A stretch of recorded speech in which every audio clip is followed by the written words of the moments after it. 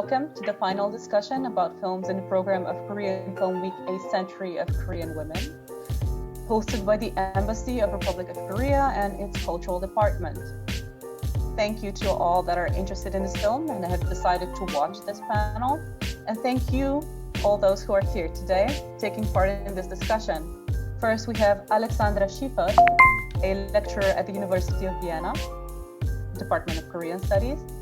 And then we have three students of Korean Studies joining us.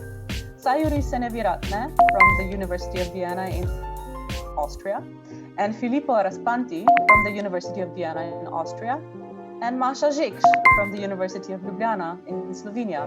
I'm Sanja Struna. I'm a film critic from Slovenia and I specialize in Korean cinema. The film that we'll talk about today is based on a novel that caused a whirlwind when it was published, and a similar reaction followed the release of the film in 2019. Directed by an actress turned director Kim Do-young, the film is Kim Ji-young, born 1982. Alex. Thank you, Sanja. Well, Kim Ji-young is one of the most common Korean names of the generation, representing any Korean woman.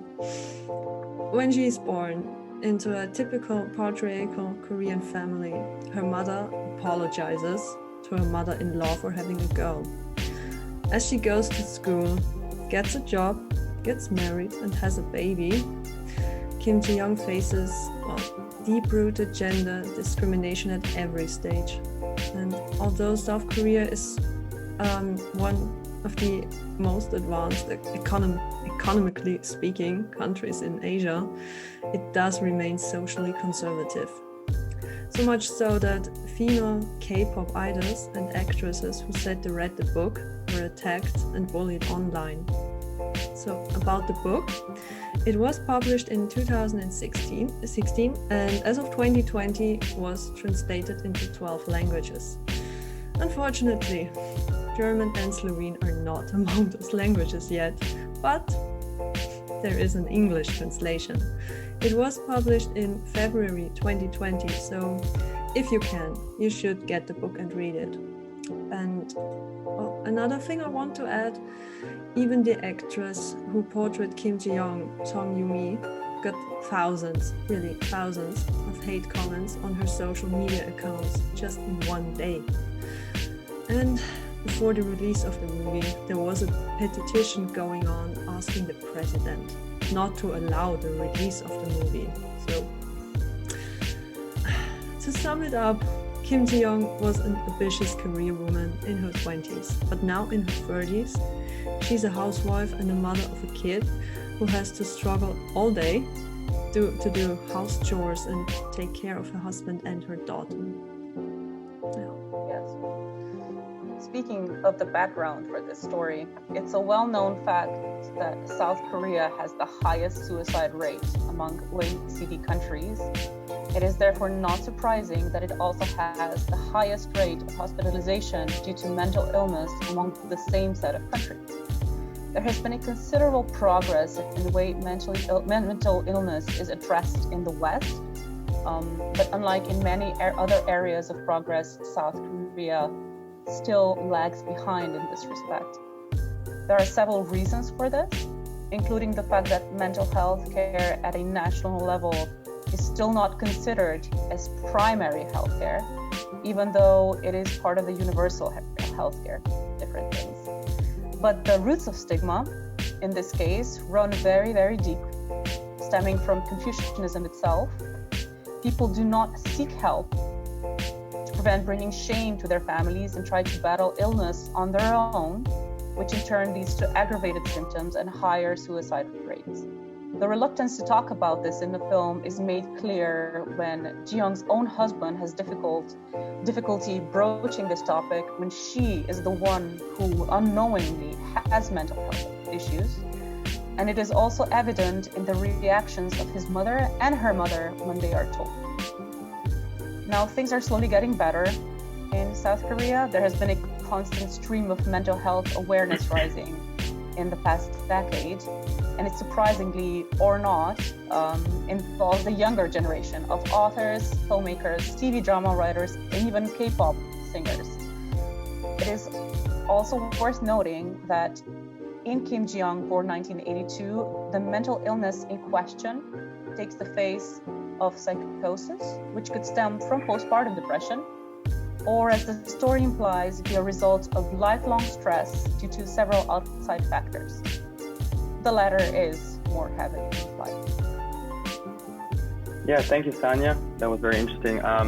Now, while mental health is the center of the movie, there are also many other important points to discuss, and I'd like to add something related to it. The movie illustrates the struggle for equal treatment for women at the workplace, and I'd like to address women's disadvantages from unequal treatment due to childbearing specifically. Now, in the movie, without going into too much detail, this is a very relevant topic. Now, to begin with, it seems the longer a mother is away from paid work, the less likely they are to advance through promotion or pay rises once they return, and are also more likely to be fired or downsized for that. Now, in general, in these environments, they're just perceived as less committed. So, women struggle to balance family and the professional life due to this. If a woman doesn't have children, then she's looked down upon by elders. However, if a woman does decide to focus on family and have a family, she experiences unequal treatment by superiors or higher ranked colleagues, or she's looked down upon by her peers as a mom roach. And this term mom roach from the movie is an expression to sort of denigrate housewives who use their husband's money without earning it by themselves. Now, the movie shows just how systemic sexism exists in South Korea. Right. Another quick important thing I'd like to add is the pressure to bear male children as a woman. Now, for women, it is that they're pressured by older family members to have male children. Now, the women's suffering involves, first of all, a fear of rejection and mistreatment by the husband. And some even go to the extent of feeling guilty for not having born a son. For men, on the other hand, in some instances, you could say that they feel private grief at their lineage coming to an end, or a sense of having let down the ancestors. Now, obviously, these are very archaic, sort of ancient views, though they do still exist in Korean society. And even if it's not to an extreme level, this topic is still very much present and therefore important to talk about. Thank you, Filippo. What I also want to add is that given all these topics, and as already was mentioned, the book was surrounded by a lot of controversy. Besides all the hate comments that female celebrities received for reading this book, it is also important for Korean feminism. The reason why Korean women connect with the book so much is because of the timing of the release of the book. It is important because just months before the book was published, a young woman was murdered in Gangnam in a hate crime. This incident and the fact that a lot of key figures in literature and entertainment industry were accused of sexual violence led to the Me Too movement in 2018 in Korea. And this movement was mainly led by regular women who sympathized with the victim. They mourned for her and identified with the victim because they were afraid that there could be hate crime victims as well. So that is why this novel found itself in the center of the Me Too movement, which is actually also known as the With You movement in Korea. And because in the book, Kim Ji-young represents any woman, in her life, she experienced discrimination and faces a lot of everyday struggles against sexism.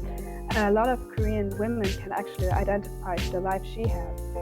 And another thing that actually happened is a lot of Korean couples broke up because of the movie.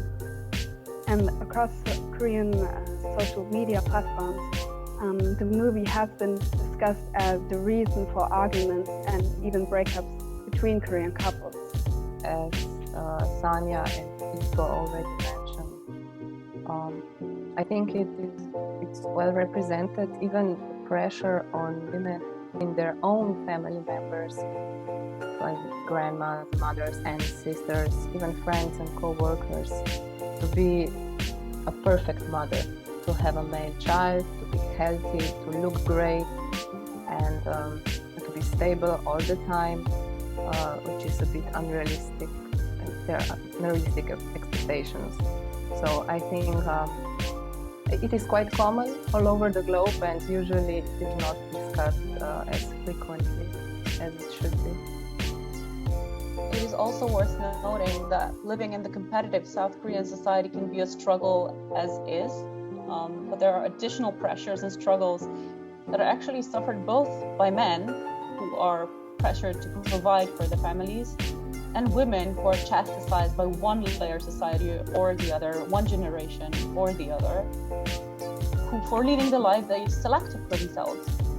The mental pressure is high, and the mental health support frowned upon and critically underused. This is why the novel and consequently this film are so important. They brought things into the open and started up opening discussions. With this, the discussion about Kim Ji-young, born 1982, is wrapped. And a big thank you to everyone here and to our viewers.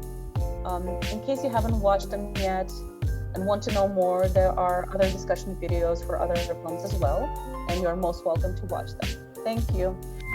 Thank you so much. Oh, we did it. We made it. Was Okay. it okay, the last one as well, hopefully?